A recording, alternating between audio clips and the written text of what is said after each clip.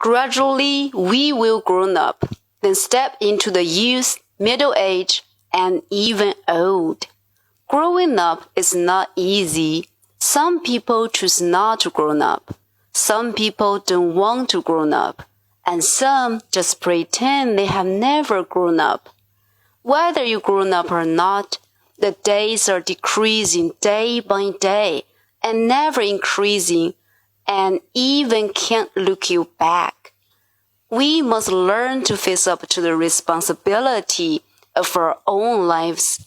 Time is money, although it's decreasing. In the limited time, a hunger for knowledge and an insistence on excellence can't reduce at all. While these depend on self-discipline, self-discipline plays an important role in our lives. It can make us get rid of the bad habits. We can benefit a lot from it. We should remind us to raise our awareness of self-discipline and enrich our lives.